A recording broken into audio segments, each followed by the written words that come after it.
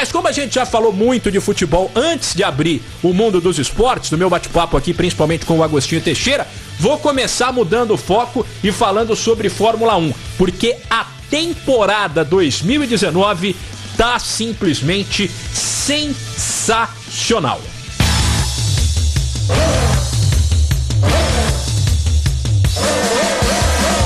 Pole Position começa agora na Rádio Bandeirantes, falando de automobilismo. Todas as categorias presentes. Pole Position. Fórmula 1, Indy, Truck, Stock Car, Rallys, Moto Velocidade. Pole Position, seu lugar aqui na Rádio Bandeirantes. Oferecimento Caltabiano, a única concessionária há mais de 95 anos no mercado de automóveis. Mercedes-Benz, a marca que todo mundo confia. E Totality Imbra Blindados, garantia de 10 anos contra delaminação. Showroom na Avenida 9 de Julho, 5345.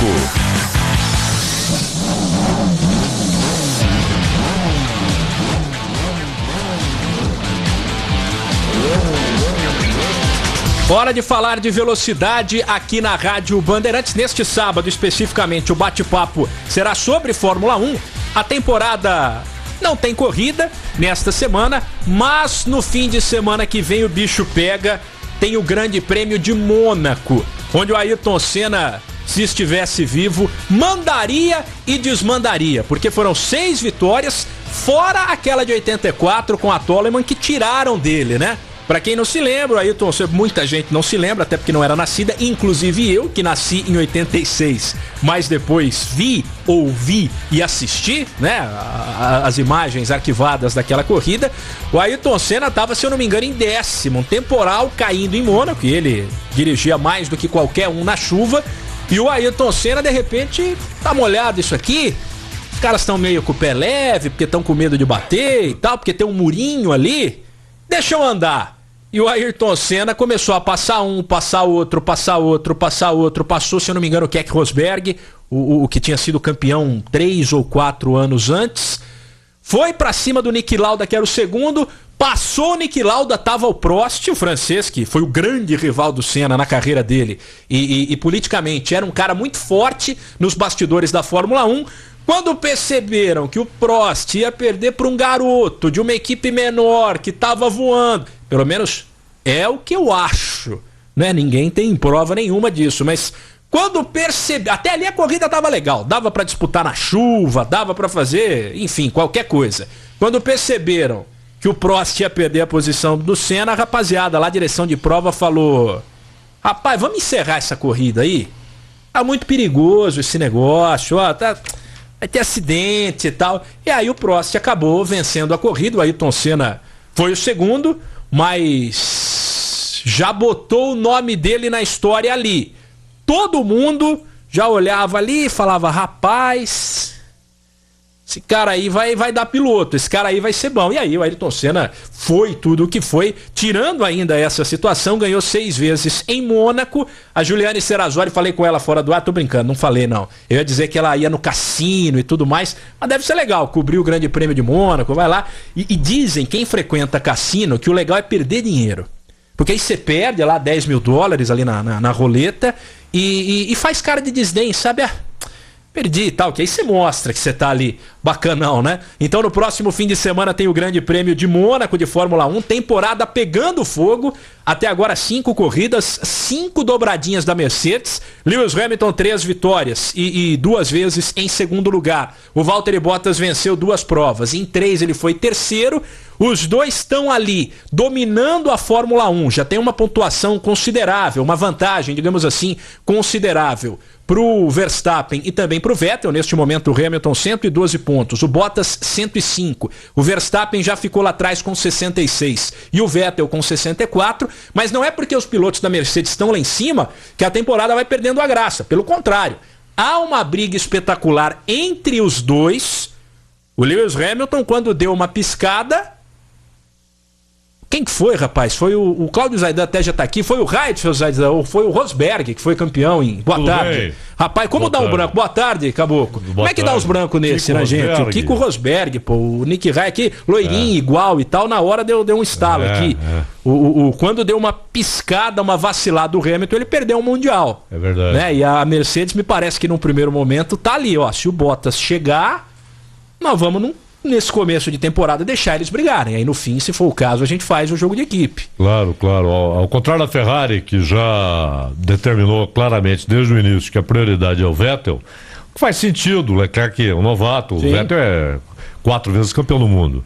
Mas na Mercedes não, a Mercedes está deixando a coisa correr, né? Pelo menos por enquanto. Mas eu acho que será o 6º título mundial de Hamilton. Tudo indica, e aí, né? Ele ficará a um título, ele vai passar o Fangio, já alcançou o Fangio, pode passá-lo este ano, e ficará a um título de alcançar Schumacher, o recordista absoluto. E com a idade dele, 32, 33 anos, se eu não me engano, ele... Na teoria, se mantiver um alto rendimento e a Mercedes com um carro equilibrado, ele vai bater o Schumacher em todos os recordes do Schumacher que ainda persistem. Mas aí você falou um ponto-chave, né? Carro. Que é a concentração. Sim. Porque na Fórmula 1, ainda mais na medida em que a idade avança e o cara já ganhou demais e tal, se ele fica alguns décimos de segundo mais lento, já um abraço. Não é que ele vai ficar lento, mas se ele ficar um pouco menos rápido, um abraço. Ainda mais com a concorrência que tem, né? E o Bottas tá voando. Mas eu acho que o Hamilton colocou essa meta para ele, de pelo menos alcançar o número de títulos do Schumacher, né? E não é moleza, porque o sujeito ganhar um título mundial é difícil. Sim, né? Muito. Você citava o Senna, o Piquet, eles ganharam 3.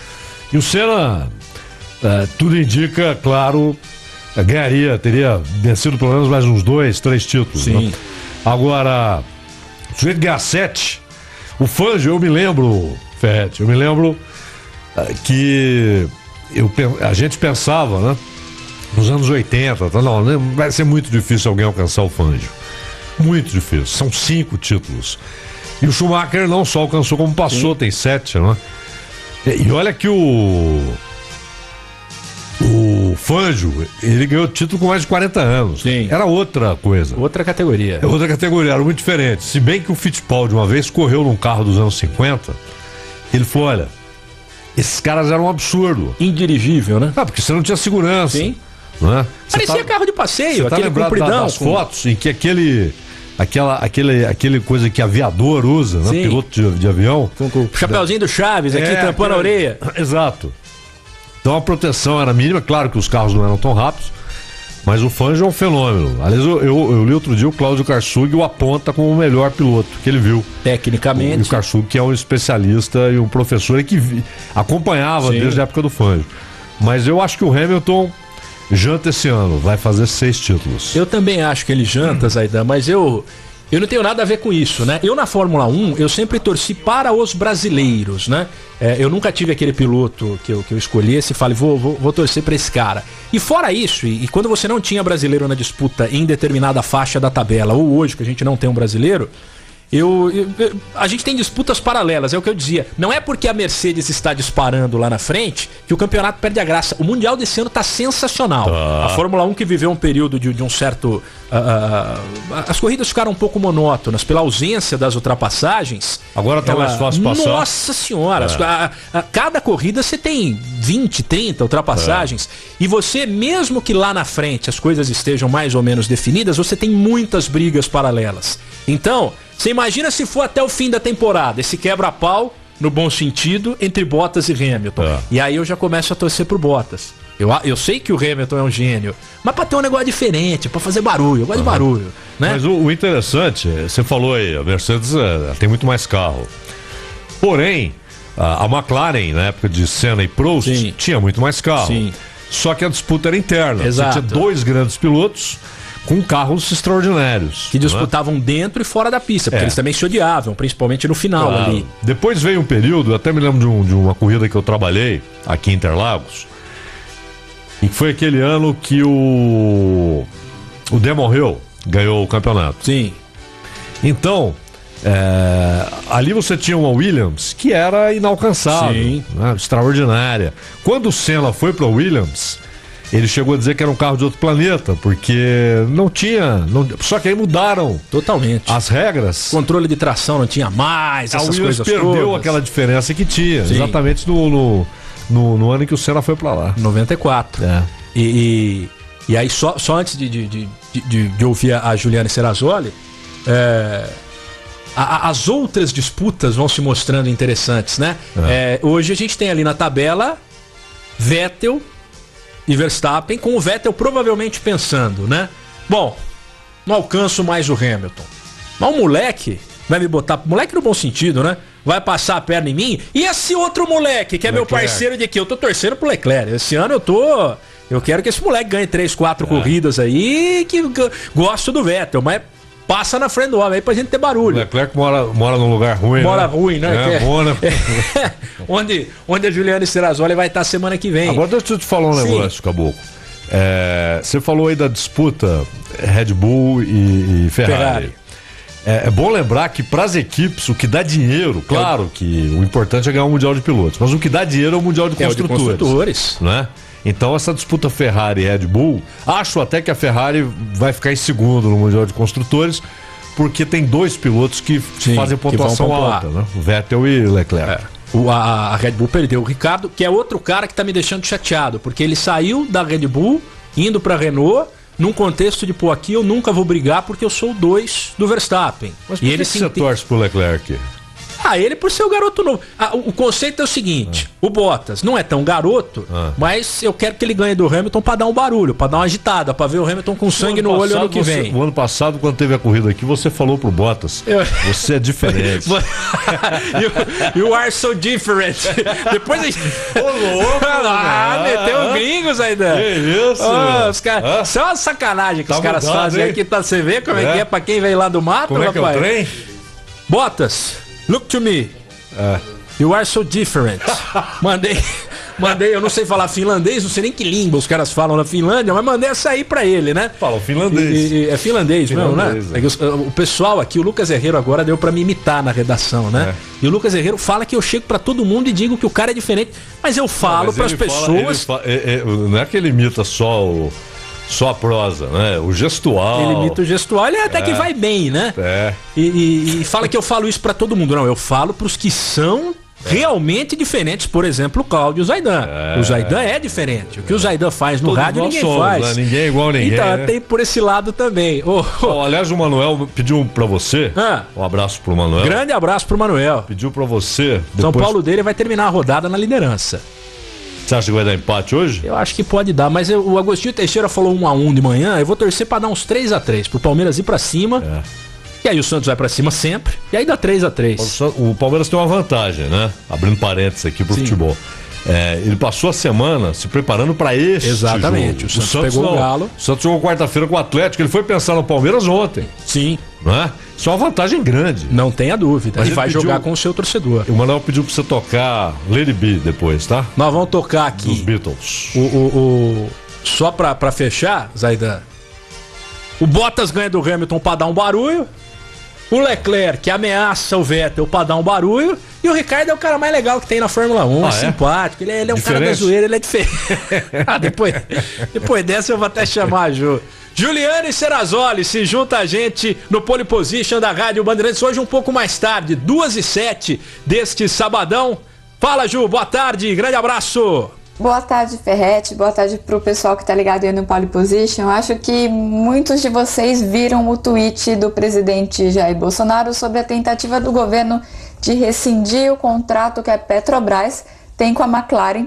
E eu queria explicar um pouquinho melhor qual é essa situação aí. No tweet do Bolsonaro, que ele publicou ontem, na sexta-feira, ele fala em rescindir o contrato de publicidade de 5 anos no valor de 782 milhões de reais. Primeiro, ele revelou a duração do contrato, né, que era algo que a Petrobras e a própria McLaren não queriam revelar, normal que não se revele a duração, mas agora a gente sabe, é um contrato ainda de 5 anos. Mas o que chama mesmo a atenção nesse tweet é essa quantia, 782 milhões de reais. Eu acho que todo mundo concorda que é muita grana para um contrato de publicidade, né? Mas ao que me consta não é bem assim. O valor do patrocínio em si seria de 10 milhões de libras, então é cerca de 52, 53 milhões de reais por ano.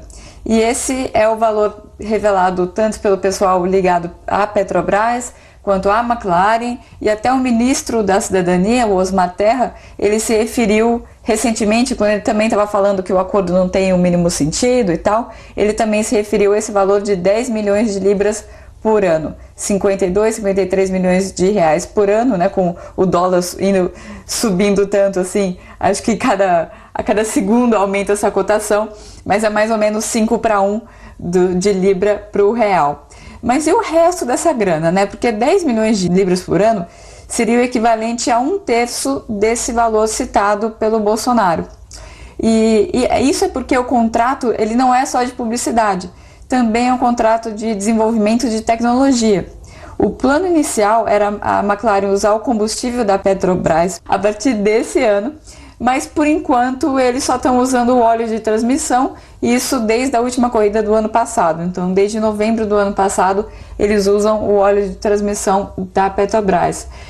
Todas as vezes que eu falei com o pessoal da McLaren sobre isso, eu já enchi o saco de todo mundo lá. Falei basicamente com todos os chefes, desde o Zac Brown até o Gil de Ferran. Eles sempre se mostraram surpresos com essa tentativa do governo brasileiro de acabar com o acordo, e sempre falaram que o trabalho de desenvolvimento da gasolina continuava firme e forte. Então, a Petrobras ainda continuava colocando dinheiro, além do patrocínio, no desenvolvimento dessa gasolina. Mas é fácil também que desde a época de transição, o governo Bolsonaro já vem tentando dar um fim nesse contrato. E a mensagem agora, né, esse tweet do Bolsonaro ter saído agora, não é coincidência, porque o orçamento da Petrobras para 2020 está sendo revisto agora, né, nesse meio de ano. Porém, dá para rescindir esse contrato sem uma multa gigantesca? Pelo que eu tenho visto da tranquilidade da McLaren, pelo fato dessa ideia de rescindir já ter alguns meses, me parece que não vai ser muito fácil e nem muito barato para a Petrobras. Mas, caso isso se confirme, seria a primeira vez em menos de 10... a segunda vez em menos de 10 anos que a Petrobras firma um contrato com o time da Fórmula 1 para fornecer gasolina e acaba não conseguindo colocar isso em prática. A primeira vez foi na Williams, que assinou um contrato de parceria tecnológica com a Petrobras em 2014, mas no final só acabou estampando a marca da empresa por 3 anos, né, de 2014 a 2016, nos carros da Williams. Eu acho difícil que a Fórmula 1 dê uma terceira chance para a Petrobras, caso eles voltem a ter interesse em investir no esporte, que tem várias das suas rivais, né, como a Shell, como a Castrol, como a Petronas. Eles investem caminhões de dinheiro para desenvolver a gasolina lá, e daí, na verdade, o combustível é uma das poucas coisas da Fórmula 1 que vai diretamente para o consumidor, então é usado como um laboratório pela Shell, pela Castrol e outras companhias, e eles gastam na Fórmula 1, na verdade, para melhorar a tecnologia para os carros de rua. Bom, eu vou ficando por aqui, eu volto direto de Mônaco na semana que vem, logo depois da definição do grid para a corrida lá do Principado. Um ótimo programa para você, Ferretti, e até o sábado que vem para todo mundo. Um beijo para todo mundo. Valeu, Juliane Serrazoli, que vai lá para Mônaco, Zaidan. É, lógico, claro. Que coisa maravilhosa. Já Mônaco, foi pra... Mônaco é diferente, porque os treinos são na quinta, os treinos livres. Sexta libera, ninguém trabalha, a não ser mecânicos, etc. Isso. É claro. Aí sábado a definição do grid. Então lá começa na quinta-feira, exatamente porque a sexta é folga dos pilotos. E ó, um abraço aqui pro Marcos Muzak, que tá na escuta, e pro Marcelo Mendes, que tá lembrando dos tempos do Senna, do Jean-Marie Balestre. Sim. Que era o presidente da FIA. De Oclinho lá, e você olhava pra aquele cara, ele tinha polêmica com o Senna, você olhava pra ele e você sabia, ih, esse cara aí vai ferrar o Senna. Ele era visto no Brasil como um torcedor do Prost. Isso. Né? Você falava, não, já. O Balestre entrou, vai. Tchau. Exato. Foi ele que, na véspera só dar tchau aqui pra Ju, pra Juliane Serrazoli, daqui a pouquinho a gente vai ouvir a Alessandra Alves. Foi ele que na véspera da corrida em Imola. Não, rapaz, tô confundindo.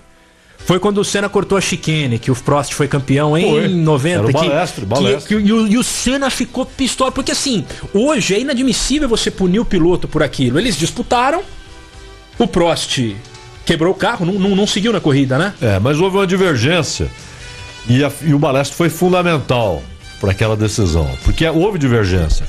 Não foi um consenso de que era algo punível. Sim. Mas o Balestre foi decisivo. E Sim.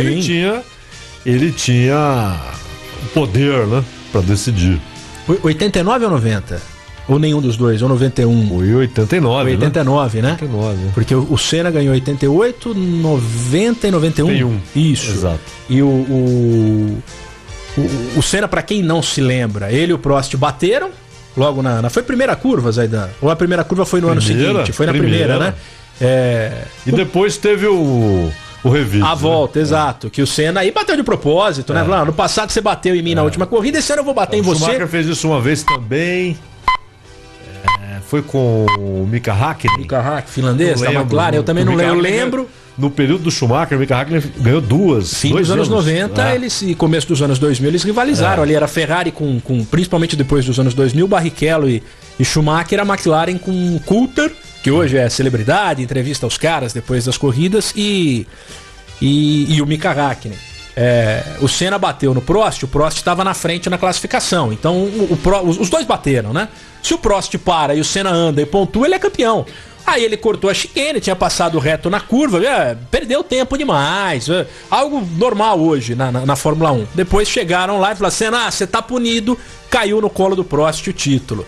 E é o seguinte, agora 2h15, já tem a Alessandra Alves na conversa nossa sobre velocidade neste sábado, dentro do mundo dos esportes, dentro do Pole Position, na Rádio Bandeirantes. Pole Position, na Rádio Bandeirantes. Oferecimento Caltabiano, a única concessionária há mais de 95 anos no mercado de automóveis. Mercedes-Benz, a marca que todo mundo confia. E Totality Imbra Blindados, garantia de 10 anos contra delaminação. Showroom na Avenida 9 de Julho, 5345. Que a Mercedes-Benz é a marca de caminhão que todo mundo confia, você já sabe. Afinal, são 60 anos acelerando e acreditando no Brasil. Agora o que você precisa saber são as condições para ser um mercedeiro também. Tem condição especial no seu usado, no financiamento e na entrega do seu caminhão. Acesse vempramercedes.com.br, faça seu cadastro e aproveite. Mercedes-Benz, a marca que todo mundo confia. Seja gentil, seja o trânsito seguro. Segurança incontestável e alívio para o seu bolso. Na hora de blindar seu próximo carro, conheça o Space Glass na Totality Imbra Blindados. Certificado pelos laboratórios mais competentes do mundo, o Space Glass tem 10 anos de garantia contra a delaminação. Isso garante o valor de seu carro na hora da revenda. Venha conhecer o Space Glass e os melhores seminovos blindados na Totality, da Avenida 9 de Julho, 5345. Acesse totalblindados.com.br. Cinto de segurança salva vidas. Você conhece a corretora de seguros Caltabiano? Sinta o conforto e segurança da tradicional marca Caltabiano também nos seus seguros. Além da proteção para veículos e frotas, você pode contar com seguros de vida, viagem, residencial, empresarial e muito mais. A corretora Caltabiano trabalha com as melhores seguradoras do mercado para garantir a sua segurança ou da sua empresa. Saiba mais em caltabiano.com.br ou ligue para 11 3664 3000. Corretora de seguros Caltabiano. Nessa marca, você sabe que pode confiar. Pole Position, na Rádio Bandeirantes. Oferecimento Caltabiano, a única concessionária há mais de 95 anos no mercado de automóveis. Mercedes-Benz, a marca que todo mundo confia. E Totality Imbra Blindados, garantia de 10 anos contra delaminação. Showroom na Avenida 9 de Julho, 5345.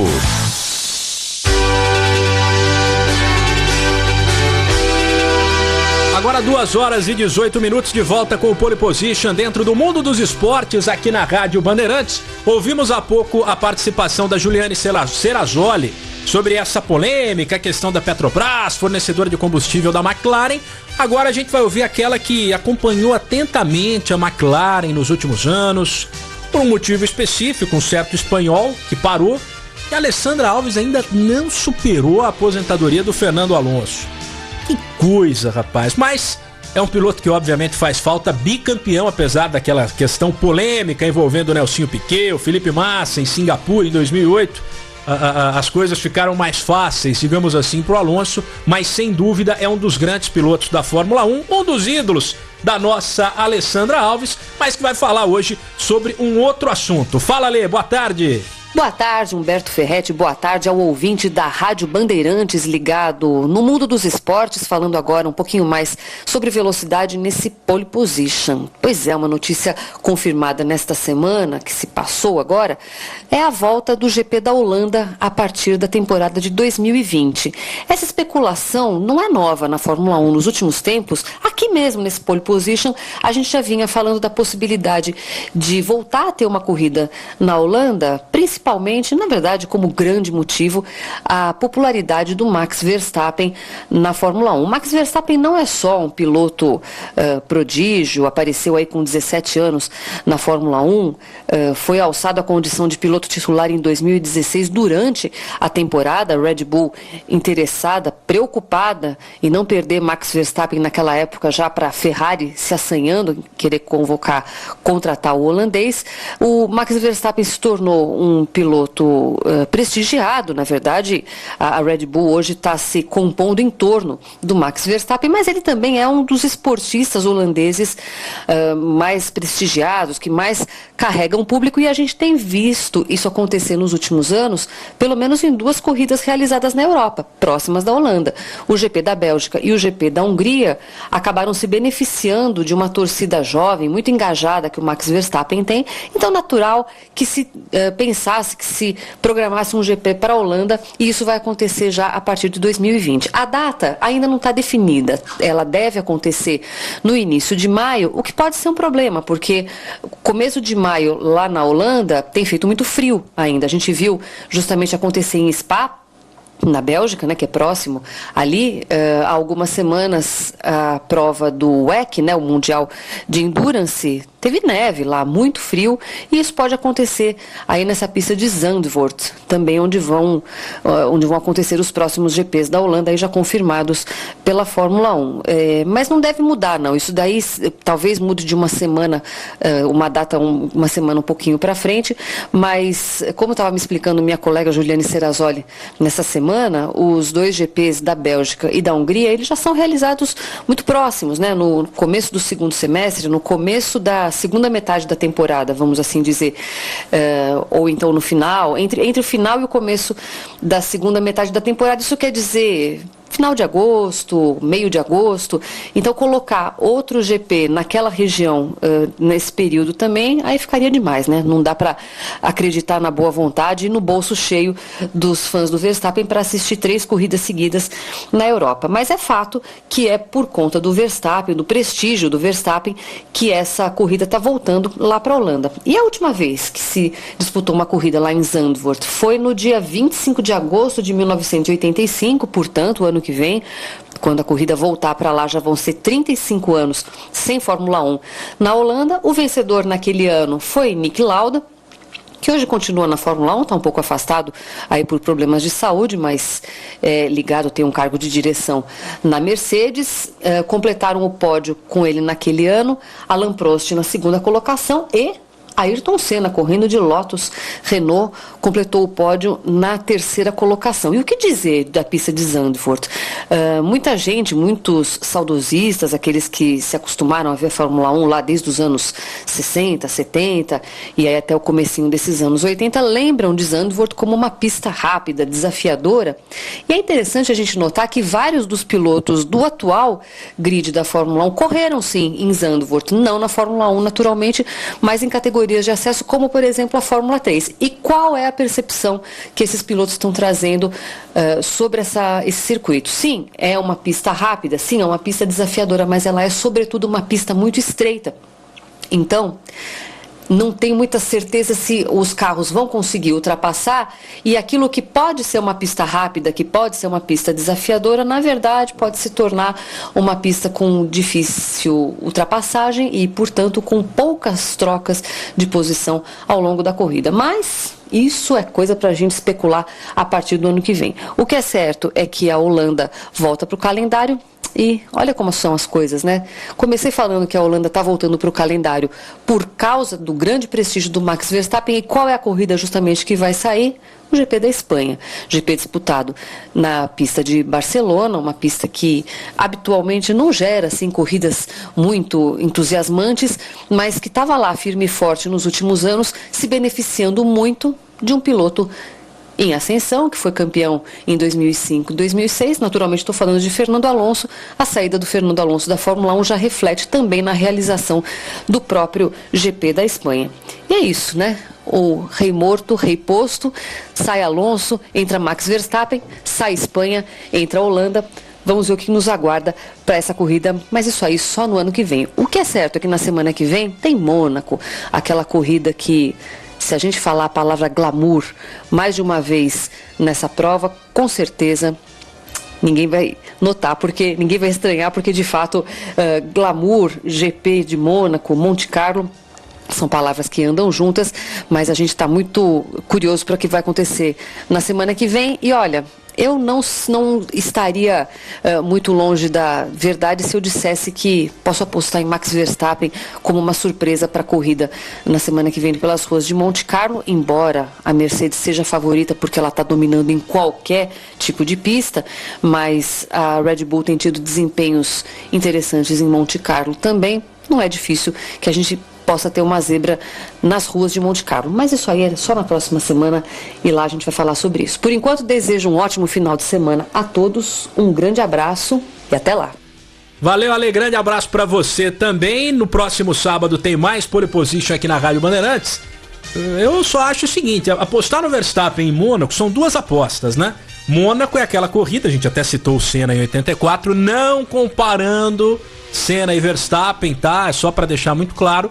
Mas Mônaco muitas vezes vence quem tem mais sangue no olho, digamos assim. O Verstappen de fato tem. Agora, essa é uma aposta. Apostar que o Verstappen vai pra cima e ele vai.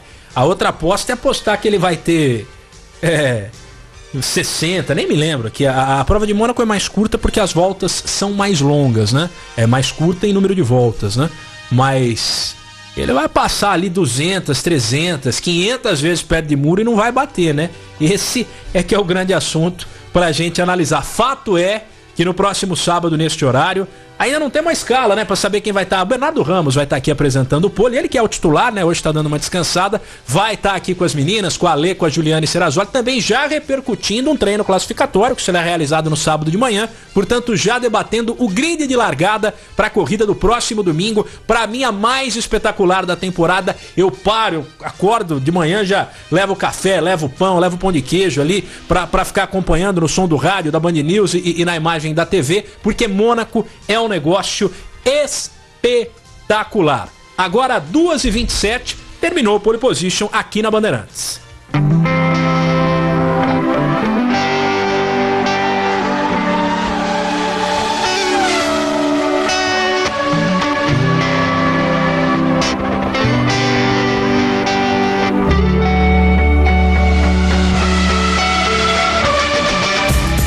Termina aqui Pole Position, seu lugar na Rádio Bandeirantes. Oferecimento Cautabiano, a única concessionária há mais de 95 anos no mercado de automóveis. Mercedes-Benz, a marca que todo mundo confia. E Totality Imbra Blindados, garantia de 10 anos contra delaminação. Showroom na Avenida 9 de Julho, 5345.